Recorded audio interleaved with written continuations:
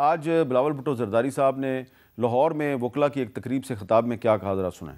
खान साहब वो कहता था कि सब चोर है, मैं चोर से नहीं बात करूंगा। अब आपका बार का सदर कह रहा है कि हम बात करें, वो तो कहता था कि मैं बात नहीं करूंगा। वो कहता था कि मैं खुदकुशी करूंगा मगर मैं इन चोरों से बात नहीं करूंगा। अब महसूस हुआ होगा कि अगर खान को गरी चोर करार दिया जा सकता है तो शायद जिन पे खान साहब चोर का इल्जाम लगा रहे थे उसमें भी शायद कोई गलत इल्जाम लगा रहे थे। अच्छा शाह साहब, मेरा सवाल ये है कि क्या बिलावल साहब जो हैं उनके तकरीर में जो उन्होंने ये बात की है तो उससे क्या हम ये समझें कि उनके ख्याल में जिस तरह के उनकी पार्टी के लीडरों पे, उनके वालिद साहब पे और खुर्शीद शाह साहब पे और बहुत से जो मुस्लिम लीग नून के रहनुमा थे उन पे करप्शन के गलत इल्ज़ामात लगाए गए, तो अब इमरान खान पे भी जो घड़ी चोरी का इल्ज़ाम लगाया जा रहा है ये गलत है? देखिए, उसमें एक चीज़ है कि पाकिस्तान पीपल्स पार्टी तो बहुत अरसे से इन चीज़ों को फेस कर रही है ना, इस तरह के झूठे केसेस और इस तरह की ज़्यादतियाँ सब कुछ होता रहा। प्रेसिडेंट साहब भी जेल में बेगुनाह 14 साल से ज़ायद रहे, अदीब फरियाल रहीं, खुर्शीद शाह साहब हैं और बहुत सारे हमारे रहनुमा। और ज़ाहिर है उस वक्त के ज़्यादातर केसेस नून लीग नहीं बनाए थे, और फिर जब पीटीआई की गवर्नमेंट आई तो नून लीग के ऊपर केसेस बनाए गए, तो इन्होंने ये कहना शुरू कर दिया कि ये बहुत सारी ज़्यादतियाँ हैं।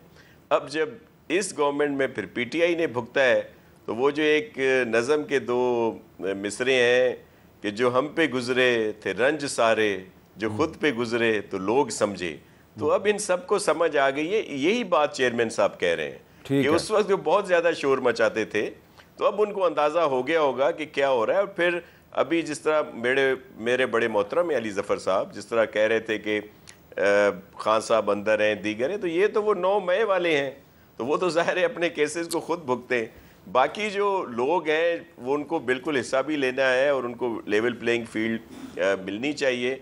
और आप वापस आए हैं, हम तो बहुत आपको मिस कर रहे थे। हामिद मीर साहब, बड़ी चहम गोइयाँ हो रही थी कि पता नहीं आप प्रोग्राम शुरू करेंगे या नहीं, कि हम तो बड़े परेशान थे। बस ऐसी कोई बात नहीं, भी हौला हाथ रखा करो थोड़ा।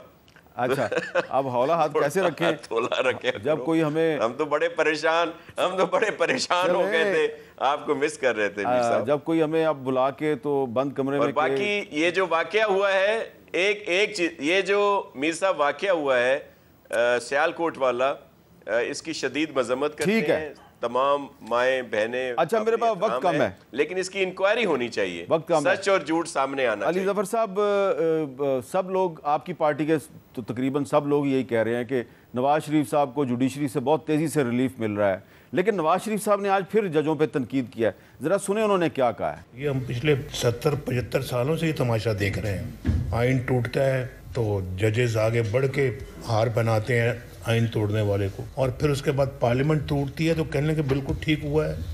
अपने मुल्क को खुद आज इस नुक्ते पे हम लेके आए हैं, किसी और का कसूर नहीं है। ये हिंदुस्तान ने हमारे खिलाफ नहीं किया, ये को अमेरिका ने हमारे खिलाफ नहीं किया, ये को अफगानिस्तान ने हमारे खिलाफ नहीं किया, ये हमने खुद किया। अली ज़फ़र साहब, नवाज शरीफ साहब जो हैं उन्होंने जुडिशरी पे काफ़ी खुल के आज तनकीद किया है, आपके ख्याल में इसकी क्या वजह है? वो सही कह रहे हैं? देखिए, अगर आप माजी में देखें तो बहुत सारी जजमेंट्स हैं जो कि आइन के हिसाब से बिल्कुल गलत हैं, जमहूरियत के ख़िलाफ़ हैं। जहां ज़ियाउल हक साहब का मार्शल लॉ या मुशर्रफ का मार्शल लॉ को एक्सेप्ट किया, भुट्टो साहब की हैंगिंग का जो जजमेंट है, तो बहुत सारे फ़ैसले हैं जिनकी तनकीद भी है, लेकिन बहुत सारे फ़ैसले हैं जो बड़े दलेर फ़ैसले हैं अपने दौर के। और अब रिसेंटली मैं तो कहूँगा जो पिछले 2 साल से सुप्रीम कोर्ट की जजमेंट्स आ रही हैं एक के बाद दूसरी, बहुत आइन के मुताबिक हैं और हर किस्म के प्रेशर के बावजूद वो जजमेंट्स आई हैं। बीच में हाँ ज़रूर होता रहा है कि कुछ फ़ैसले हैं जिन पे आप तनकीद कर सकते हैं, लेकिन बाय एंड लार्ज हमारी जुडिशरी बड़ी स्ट्रॉन्ग खड़ी रही है। अभी भी देखें जो इलेक्शन 8 फरवरी को हो रहा है, इसका क्रेडिट सारा सुप्रीम कोर्ट को ही जाता है, वरना तो ये इलेक्शन नज़र नहीं आता था कि इलेक्शन होगा। अच्छा खुर्रम साहब, उस लिहाज से टाइम कम है मेरे पास, तनकीद बेशक हम कर सकते हैं शायद थोड़ी बहुत, लेकिन खुर्रम साहब एक ब्रीफ आप इस पर बताएंगे कि नवाज शरीफ साहब को आज क्या ज़रूरत थी जुडिशरी पे तनकीद करने की? जी, ज़रूरत इसलिए है कि हमें 76 साल के बाद मुल्क को एक वाज़े तौर पर आईनी हाकमियत के तहत लेकर जाना। बिल्कुल और पाकिस्तान में जब आइन तोड़ा गया है तो ये भी अब क्लियर है कि जुडिशरी का इसमें बड़ा अहम रोल रहा है पाकिस्तान की हाकमियत में या हाकमियत को तोड़ने में। तो लिहाजा ये जो रोल है इसमें भी शफाफियत की ज़रूरत है। और जब हम कहते हैं कि जी हम जहाँ जहाँ भी गैर आइनी इक़दाम हुए हैं उनको सामने लेकर आना चाहिए, सच सामने आना चाहिए, तो उस कड़वे सच में फिर 200 केस से लेकर आज तक के फैसले भी शामिल हैं।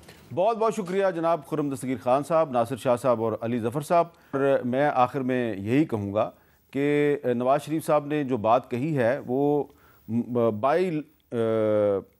अगर हम तारीख़ी तनाजुर में देखें तो बात तो दुरुस्त है, बाइलाज तो वो बिल्कुल सही कह रहे हैं, लेकिन इसमें वो ये भी याद रखें कि जब 1992 में उनकी हुकूमत जो है उसको मुश्किलात का शिकार किया गया और 1993 में उनकी असम्बली तोड़ी गई, तो सुप्रीम कोर्ट ऑफ पाकिस्तान के जो चीफ जस्टिस थे सैयद जनाब नसीम हसन शाह साहब, उन्होंने उनकी असम्बली को बहाल किया था। लेकिन जब वैसे ही असम्बली तोड़ी जाती थी मोहतरमा बेनज़ीर भुट्टो साहब के दौरे हुकूमत में, तो उसको बहाल नहीं किया जाता था। तो ये भी एक तारीख का सच है। तो बात दुरुस्त किया नवाज शरीफ साहब ने जुडिशरी के बारे में, लेकिन जुडिशरी ने उनको रिलीफ भी बहुत दिया।